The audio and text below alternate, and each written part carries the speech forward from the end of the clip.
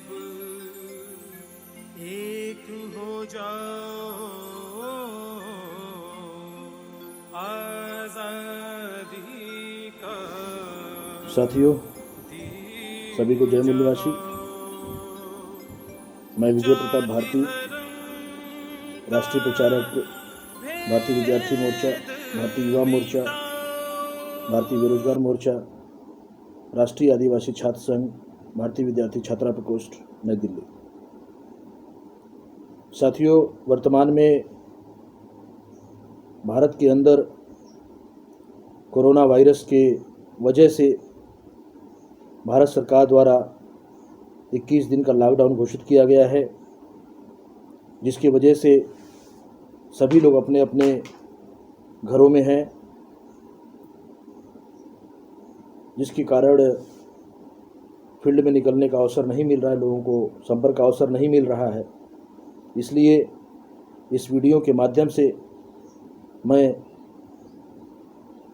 सभी से अपील करना चाहता हूं, भारत के मूल निवासी बहुजनों से अपील करना चाहता हूं कि कोरोना वायरस के वजह से भारत में 17 से ज़्यादा मौतें हो चुकी है। इसलिए हमें इस कोरोना वायरस को गंभीरता से लेना चाहिए और कोरोना वायरस केवल भारत में ही नहीं बल्कि दुनिया के 211 में से 180 देशों से ज़्यादा देशों में फैल चुका है और यह एक महामारी का रूप ले चुका है। इसलिए इसको गंभीरता से लेना चाहिए और डॉक्टरों द्वारा जो सलाह दी जा रही है, WHO के द्वारा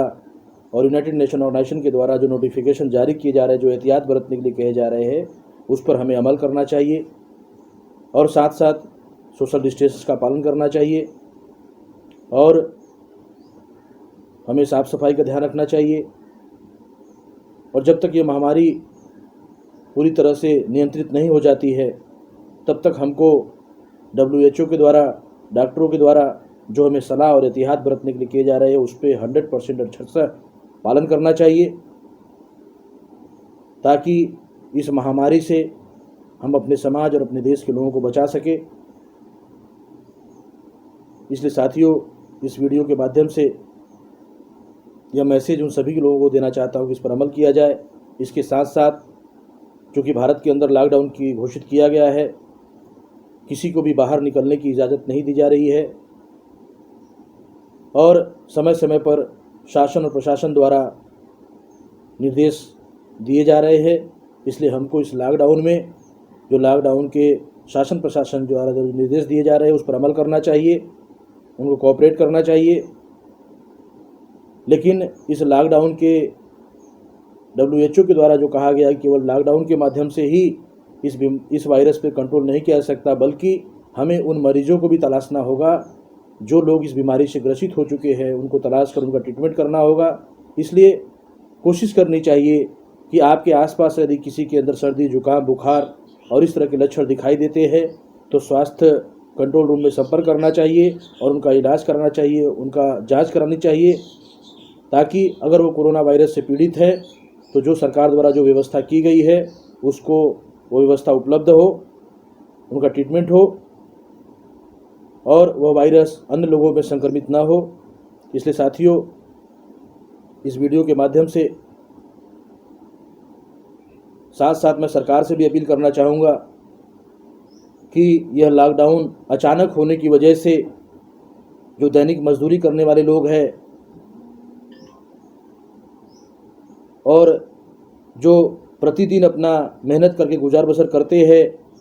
उनको काफ़ी दिक्कतें हो रही हैं, यहाँ तक कि भोजन की समस्या हो रही है।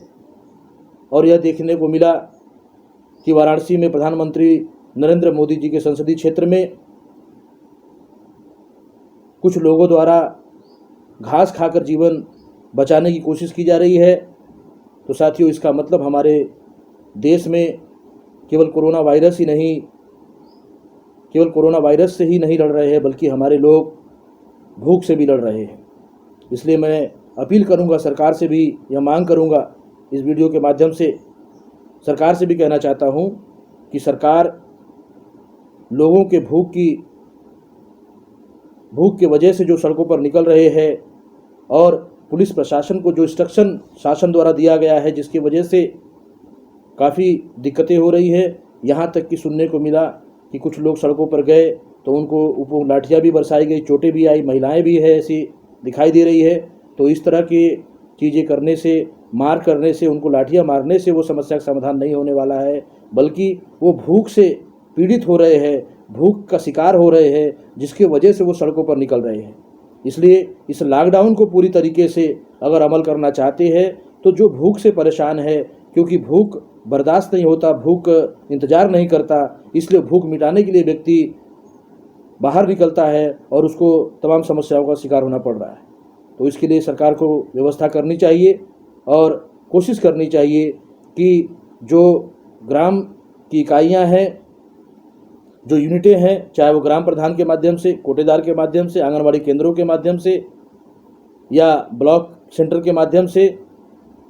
अलग अलग एरिया में नगर निगम जो सेंटर हैं उनके माध्यम से, अलग अलग एरिया में ऐसे लोग जो दैनिक मजदूरी करने वाले हैं, उनके वो भूख से पीड़ित होकर वो बाहर ना निकले, इसकी उसी का व्यवस्था किया जाए, सरकार को करनी चाहिए। और सरकार के साथ साथ जिनके आसपास इस तरह की चीज़ें दिखाई दे रही, लोग भूख से परेशान हैं, उनको भी मदद करनी चाहिए, क्योंकि भारत का प्रत्येक व्यक्ति हमारे देश का नागरिक है और हमें अपने समाज और अपने नागरिकों की रक्षा के लिए, उनके भलाई के लिए जो भी मदद हो सकती है, इस महामारी के दौरान, इस राष्ट्रीय संकट के दौरान हमें उनकी मदद करनी चाहिए। इसके साथ साथ साथियों, इस वीडियो के माध्यम से मैं जो भारत के अंदर NPR को लेकर बहुजन क्रांति मोर्चा के राष्ट्रीय संयोजक माननीय वामन मेश्राम साहब और मौलाना सज्जाद नुमानी साहब के द्वारा जो राष्ट्रव्यापी आंदोलन चलाया जा रहा है NPR के विरोध में, क्योंकि यह NPR के माध्यम से हमारे ही नागरिकता समाप्त करने का, हमारी नागरिकता को डाउटफुल करने का जो कॉन्सेप्ट डेवलप किया गया है और जिसका सबसे पहला शिकार आसाम राज्य में लोग हुए, उसमें 19,43,000 लोग आज डिटेंशन सेंटर में हैं, जिसमें से 14,43,000 लोग केवल SC ST OBC के लोग हैं और 5 लाख मुस्लिम लोग हैं। यानी इसका मतलब ये है कि ये जो NPR है, जो CA है, जो NRC है, निश्चित रूप से यह भारत के संविधान के विरोध में है और भारत के नागरिकों के विरोध में है, क्योंकि इस देश के अंदर जो प्रमाण पत्र मांगे जा रहे हैं, कागज़ गलत बनवाया जा सकता है, लेकिन जिसके शरीर में जो DNA है वो DNA नहीं बदला जा सकता। तो बहुत से ऐसी जगह हैं जहाँ पर लोग पढ़े लिखे नहीं हैं,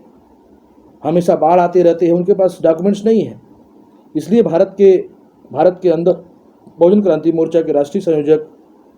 माननीय वामन मेश्राम साहब ने कहा कि अगर आपको NRC करनी है, आपको NPR और CA लागू करना है, तो DNA बेस्ड किया जाए, ताकि पता चले कि भारत में कौन मूल निवासी है और कौन विदेशी है। उसके आधार पर DNA बेस्ड NRC होनी चाहिए और उसको DNA बेस्ड NRC अगर नहीं की जाती है तो हम NPR में कोई भी जानकारी नहीं देंगे,